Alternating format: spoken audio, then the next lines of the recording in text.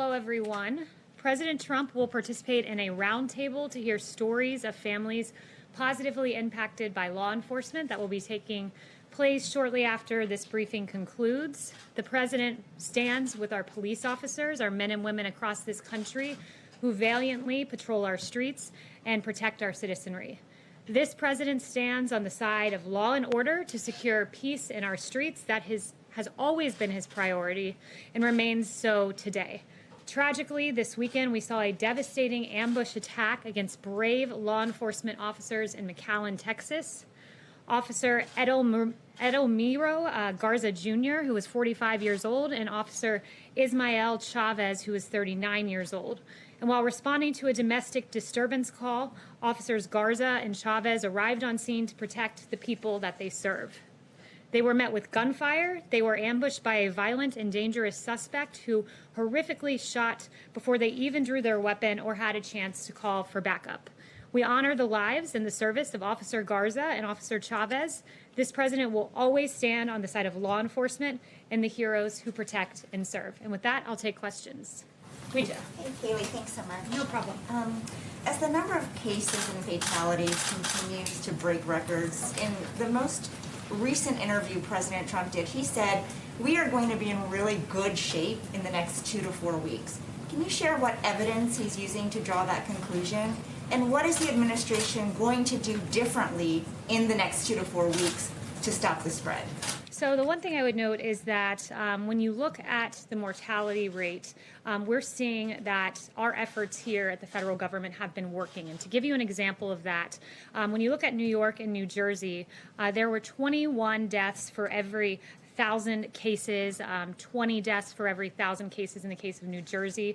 Those were the ratios we were seeing just a few months ago. Now New York and New Jersey are down 1.7 per 1,000 and 1.8 per 1,000 respectively. And moving beyond New York and New Jersey, we're seeing in Florida, for example, though they have 12 cases for every 1,000, it is 0.2 mortality for every 1,000 cases. In Arizona, 0.3 deaths for every 1,000 cases. So we are seeing that our therapeutics are working, that dexamethasone and convalescent plasma and remdesivir are working, and that's something good and something that the president takes note of. But 2 to 4 weeks is such a short time period. I mean, what specifically are you doing to stop the spread? There's a lot, and I'm very glad that you asked that because it is worth highlighting the work that we're doing each and every day. For one, we're surging personnel to Arizona, Texas, California. We already have people working in Florida, surging remdesivir to states that are seeing rising case numbers. We're also surging testing supplies to decrease turnaround time. These are several action items that Dr. Birx briefed me on before coming out here. The White House will be going to several states this week, Dr. Birx in particular to Louisiana, Mississippi, Alabama, Georgia, South Carolina. We've sent 19 HHS teams to metroplexes, 8 more coming this week. So we are aggressively on the ground reacting to this virus, and we're encouraged to see the declining mortality compared to a few months ago. Jim, I haven't seen you in a few weeks. Yeah. Glad you're back. Thanks. Kayleigh, why is the White House trashing Dr. Fauci and sending out opposition research like memos to reporters? The president has gone off on anonymous sources in the past. Why not have the guts to trash Dr. Fauci with your own names? So President Trump, I'll refer you back, there's no opposition research being dumped to reporters. We were asked a very specific question by the Washington Post, and that question was, President Trump noted that Dr. Fauci had made some mistakes, and we provided a direct answer to what was a direct question. Hasn't the president made mistakes? He suggested at one point that Americans inject themselves with disinfectants, that sort of thing. Why not send out these notes to reporters about what Dr. Fauci said in the past with your names on it? They were sent out by a White House official. The president has said he doesn't trust anonymous sources, and yet you were sending out these notes to reporters anonymously. Look, I would note that in terms of the president and his record on coronavirus, he stands by the actions and the steps he's taken in this historic response. You have Dr. Fauci, who said that the record of this president is impressive. I can't imagine that under any circumstance that anybody could be doing more, and those are the words of Dr. Fauci. We provided a direct response to a direct question, and that's about it. And to the notion that there's opposition research and that there's Fauci versus the president couldn't be further from the truth. Dr. Fauci and the president have always had a very good working relationship. Just a separate subject very quickly.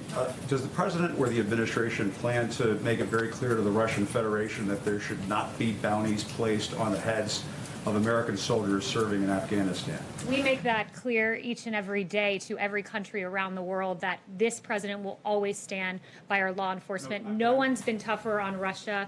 Not law enforcement. I'm talking about military soldiers, U.S. yes, forces of course, overseas. that's what I'm saying. Our U.S. Not forces. just any country, the Russians. Will you tell and the every Kremlin country, and but what President you're Putin getting at- not to put bounties on the heads of American What soldiers? you're getting at, of course, we tell each and every country that, but what you're getting at is uncorroborated intelligence, and you're treating it as if it were true. To this day, there are varying views on the Russian bounty intelligence. DOD, NSC, and the ODNI all pointing that out. I'm not going to answer a question based on unverified intelligence, but rest assured, every country in this world is put on notice that bounties on the heads of U.S. troops is unacceptable, and this president will stand for U.S. troops at home and abroad. Yes. Thank you, Kayleigh. You mentioned a quote from Dr. Fauci, another quote from him. When you compare us to other countries, I don't think you can say we're doing great. Is there any reaction to that from the White House? When you compare us to other countries, we have the most testing in the world. When you compare us to other countries on case fatality rate, other industrialized nations, we're very low and beating most countries, if not all, in Europe. So we're doing a lot on the world stage, a lot right. Noted that we were supposed to have a ventilator shortage, and as it turned out, the U.S. actually sent ventilators all around the world. So the U.S. response has been historic, and by several metrics, including the three I just mentioned, we're beating the rest of the world. Anthony Fauci. Thank you. Kayleigh, could you just clarify the scope of Roger Stone's clemency? A federal judge is asking for this. Does it only apply to prison time, or does it also include the 2-year period of supervised release? I don't have the exact details for you on that, but I can follow up. What I will say is that the Roger Stone clemency was a very important moment for justice in this country. You had a completely bogus Russia witch hunt that found nothing, and in order to justify the waste of taxpayer dollars, you had Robert Mueller charging people with process crimes. And it's really curious to me that with Roger Stone, he's charged of false statements, but McCabe was charged of false statements, lying to federal investigators. Brennan, false statements to Congress. Clapper, false statements to Congress. But last time I checked, they didn't have 29 FBI agents wearing tactical gear, showing up at their house in a pre-dawn raid, wielding M4 rifles, sweeping across their lawn, as happened to Roger Stone. They didn't have 4 agents using battering rams, breaking down their front door over false statements. And they didn't have helicopters hovering over their houses and 2 police boats that roared up. Instead, McCabe and Clapper and Brennan and these guys are given lucrative contracts, books, contributorships. So there are really 2 standards of justice in this country, as Adam Schiff noted. Fortunately, he doesn't have the facts to back up the way he meant that term. Mario? One more question, Yes, if I could. The president retweeted something this morning implying that he believes that he retweeted something saying that the CDC is lying about the coronavirus in order to hurt his chances of getting reelected. Does the president believe that the CDC is lying about COVID-19? The president, with his intent in that retweet, expresses displeasure with the CDC, some rogue individuals leaking guidelines prematurely. You had a 63-page plan that was leaked prematurely. He believes that misleads the American public when there are planning materials released that are not in their fullest form and their best form. So that's what he was getting at. But overall, the notion of the tweet was to point out the fact that when we use science, we have to use it in a way that is not political. When you had 1,300 health experts sign a letter not to condemn large crowds of protesters, but some same health experts say churches need to stay shut down, or lockdown protests somehow don't get the same First Amendment rights as the protest that we saw in our streets. We need to use science, lean into science, but not use it and cherry pick it to fit whatever our particular political persuasion is. So he has Yes, confidence in Mario. the CDC? He does. Mario. Thank you, Kayleigh. Given what we're seeing in Florida with the cases rising, is the president anticipating a scaled-down version of the convention next month? And if so, is that something that he would be content with? That would be a question for the campaign, but we still plan to move forward with the convention here at the White House. But for particularities, I would point you to the RNC and to the campaign. Yes, Just to close the loop on Dr. Fauci, does the president still appreciate the advice that he gets from him? Certainly. Dr. Fauci is one of many on the task force who provides advice. And I would note, Dr. Fauci is an epidemiologist, an infectious disease expert, and he provides his opinion there. You also have other experts like Dr. McCann's-Katz, who are behavioral health experts who provide opinions about the holistic health of the child, and she's been a voice for reopening schools and the damage long-term lockdowns can do. You have Dr. Mustafa Salawi, who's working on the vaccines. So there are a number of scientists who are experts in various issues and various specialties, but the president takes the full opinions of the task force and the varying opinions sometimes and moves forward in a way he thinks is best for this country, like he did with the China travel ban. Secondly, Kayleigh, the travel ban with Canada expires in about a week. Is that going to be extended? Are you talking with Canada about that? So no announcements now for our plans with Canada. Yes, Arizona has more new cases of coronavirus than any country in the world, more than the European Union as a whole. So isn't by that metric the United States not doing as well as other countries in handling this? No, because when you lead the world in testing, that means that you identify more cases. Deaths are starting to And rise. I would note, well, you talk about deaths. I can give you that particular information, which Dr. Birx gave to me before running out here, which is in Arizona, you have 17 cases per 1,000 population and 0.3 deaths per population, which means our therapeutics are working, and we're in a better place today than we were before. Shirley Bird, a school teacher in Arizona, died, however, when she was following all the rules. She wore a mask, she wore gloves, she was teaching summer school, she got it, died. 2 other teachers got it and are ill. Her family, her husband, her daughter. I mean, how do you tell parents of school children that it's safe to send their kids back to school when something like that happens? Well, I would point you to the words of the CDC director who said children are not very affected by this and typically are not spreaders in this. But I would also point to the consequences of staying closed. We have to look at the holistic health of the child. And when you have, according to HHS, 1/5 of all child abuse cases being reported by teachers and educational staff, we cannot stay closed. When you have DC Family Child Agency talking about a 62% decrease in abuse cases being reported, you cannot stay closed. When even the AAP, American Academy of Pediatrics, talked about morbidity and mortality if schools stay shut down, and 70 to 80% of children with mental health diagnoses receive their care in schools. The consequences are grave if we stay shut down. And there's a way for essential workers to go back to work just as our meatpacking facilities did, just as you all in the media are essential workers. We believe our teachers are as well. Yes. Catherine. Thanks, Kayleigh. The administration has said that the goal of maximum pressure is to force Iran back to the negotiating table so we can get a better deal. Is that still the goal of maximum pressure? And in light of the reported new trade and military partnership between Iran and China, what evidence is there that the policy is succeeding? I have no information today to update you on our Iran relationship, which stays the same today as it has been. Yes, Daniel. Okay, I have 2 quick questions. President Trump's former chief of staff, Mick Mulvaney, who still has a role in this administration, he said in an op-ed today that we still have a testing problem in this country and that he and his son have to wait for 5 to 7 days for results. If even President Trump's former chief of staff levels this criticism, doesn't that indicate we do have a problem with testing? Do you have a reaction to his op-ed? Yeah, our reaction is that we've tested, we lead the world in testing. We've done more than 40 million tests. That's an extraordinary number. Admiral Joie gave us an update yesterday that on Friday we did over 800,000 tests. We tripled, quadrupled the number of tests. This is his exact quote. We have, and we also have 12,000 retail test sites that are there, and we're surging testing in basically every specific county that's having a problem. And Dr. Birx was just walking me through pooled testing, which will be a way to process tests at an even faster rate. So leading the world in testing, I would say, it means we're doing a pretty good job. Does the president have a reaction to the Washington Redskins dropping their name today? Yeah, it's a good question. I haven't talked to him since the specific announcement's been made. I have talked to him, but not specifically on that. But last week, his tweet made it clear that these teams name their teams out of strength, not weakness. And he talked about about the Washington Redskins and Cleveland Indians looking at changing their names, and he says that he believes that the Native American community would be very angry at this, and he does have polling to back him up. There was a Washington Post poll from a few years ago that 90% of Native Americans say they're not offended by the name. It is reflective of a 2004 poll, and the Washington Post notes that many of these Native Americans voiced admiration for the team name, like Barbara Bruce, who said, "I'm proud of being Native American and of the Redskins. I'm not ashamed of that at all. I like that name." Gabrielle Nez, another 29-year-old from the Navajo community, "I really don't mind it. I like it." And there were several other comments like this in the Washington Post. Kayleigh. Deborah. Thank you, Kayleigh.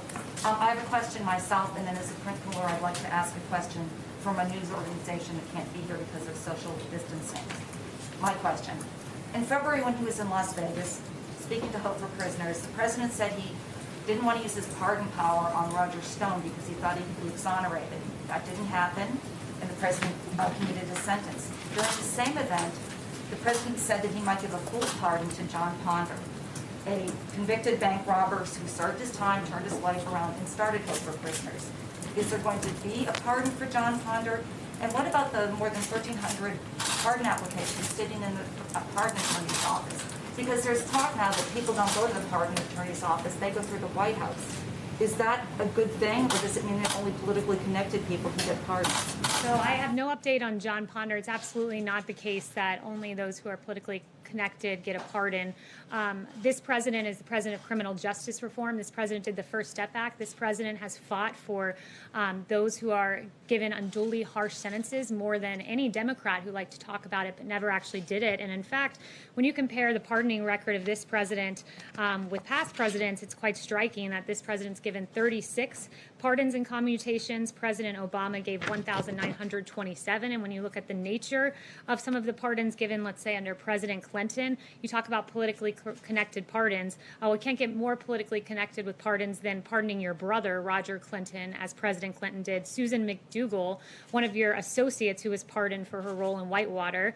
Mark Rich, who gave $450,000 to the Clinton Library, or at least his wife did, donated $1 million to Democrat campaigns, and then he gets a pardon from President Clinton. And notably, a lot of these pardons were when he was going out the door. So this president's used it sparingly and instead focused on criminal justice reform, helping to rectify racial disparities in our sentencing. And Clinton and Obama appears did a whole lot of pardoning, and in some cases politically motivated, it seems, but didn't do a whole lot to help the innocent people who have served their time and been given unduly harsh sentences. I have a follow-up for someone who asked me to ask a question because of social distancing. This is from Jackson Richmond at the Jewish News Syndicate. What's the president's stance on Israel planning to apply sovereignty to parts of the West Bank and to Democrats? From Nancy Pelosi to AOC, who warned that such a move would undermine U.S. national security and the U.S.-Israel alliance. So I have no update today on the current status, but just other than the president has been a strong supporter of Israel. Chris.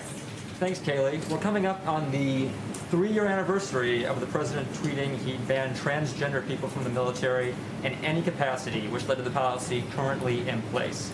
Last week, a group of 116 lawmakers led by Congresswoman Del Bene wrote the administration urging them to lift the policy. Would the president reconsider the policy? I haven't talked to him about that specific policy, but this president is proud that in 2019, we launched a global initiative to end the criminalization of homosexuality throughout the world. He has a great record when it comes to the LGBT community. The Trump administration eased a ban on blood donations from gay and bisexual men, and he launched a plan to end the AIDS epidemic by 2030. So we're very proud of our achievements. The ban on transgender people in the military is still in place. We have a Supreme Court ruling that anti-trans discrimination is a form of sex discrimination. We have an estimated 14,700 people in the military who identify as transgender. We have a poll showing upwards of 70% of Americans support transgender service. And we have major medical and psychological groups saying there's no problem with transgender people in the military. So what is the reason for having the policy currently in place? I have no updates for you, but several of the events that you cited, like the Supreme Court ruling, I would refer you back to Justice Kavanaugh, who said we are judges, we're not members of Congress. Instead of a hard-earned victory won through the democratic process, today's victory is brought about by judicial dictates. So we'll always stand on the side of correct statutory interpretation. Thank you. Yes. Kayleigh, thank you very much. Can you really say that the rise in testing accounts for the rise in the number of cases? Because the percentage of those testing positive has risen sharply. Yeah, so I would say to this, as we've always said, that there would be embers, there would be fires. So we readily acknowledge the embers and the fires that are around the country, but we also note that it's logic, basic common sense. When you're testing more than any country in the world, you're going to identify more cases. We've tested more than 40 million. It means we will identify more cases. But when you see the fact that mortality has come down per thousand population in a way that it was not months ago in New York and New Jersey, it means that we have become very adept at our therapeutics and our ways of finding people in communities rather than in hospitals, catching things early, and moving forward in a way that we know how to aggressively attack this virus and keep the American Follow up with the travel ban. No. Just can I ask you on the travel ban? Sure. What is the rationale now for keeping people from Europe, Ireland, and the UK from the United States when they have a fraction of the number of cases that you do in the US? The argument is we will always put America first. Chanel. Thank you, Kayleigh. If you will expand on the difference between this time last month and now when it comes to framing the discussion about law enforcement. Last month, the president hosted a law enforcement roundtable, and at that roundtable, he said that he would not support defunding police. And yet, 1 month later, we still have Democrat cities doing so, disbanding their police, defunding their police. How does the White House feel it should frame the debate now with regards to defunding the police so that a reasonable discussion can be had with these Democrat cities who are trying to do so? Yeah, it's a very good question. We know that in Los Angeles, when they announced that they would be defunding their police department by $150 million, they basically immediately after saw a 250% increase in homicides. When you have people out there like Representative Ilhan Omar saying we have to completely dismantle the police and police are a cancer, this is not how we should be talking about our heroes. You have, most egregious of all, really, Congresswoman Alexandria Ocasio-Cortez saying defund the police means defund the police. She criticized, of course, the announcement of $1.5 billion being taken down from NYPD. And this weekend, when faced with, there were 28 shootings in New York, 600% increase from this time last year. You have Representative Ocasio-Cortez saying this is just because people are trying to get food with their families. That is preposterous. The reality is 63% of Americans in this country fear that criticism of our police departments will lead to no public safety in their streets. And 69% of Black Americans, this is a real issue when you call our police cancer, when you talk about dismantling them. And then this weekend in New York, you see a 1-year-old killed in his stroller. His name was DeVell Gardner Jr., and that 1-year-old will be in our prayers. Not only that, you see Officers Garza and Chavez. And to your question about how we should talk about the police and defund the police, a movement the president stands against, the 2 officers ambushed this weekend. One of them, Officer Chavez's daughter, wrote a very touching tribute online. She said, "Words cannot describe the pain I'm in, but I'm glad my dad is at peace. You are an amazing man, and anyone who ever came across you knew that. I'm going to miss you so much. You died doing what you love most. You died a hero." And those touching words were written by Savannah Chavez. And I know she received vile and outrageous comments online that were absolutely atrocious for a touching sentiment to her dad. I want Savannah to know your dad is a hero. His police department should never be defunded because most of our police officers are good, hard-working men and women and heroes, much like Savannah's dad. We'll be praying for you, Savannah. Thank you, guys. Kayleigh, what is the administration hoping to do about those shootings in New York that you just mentioned?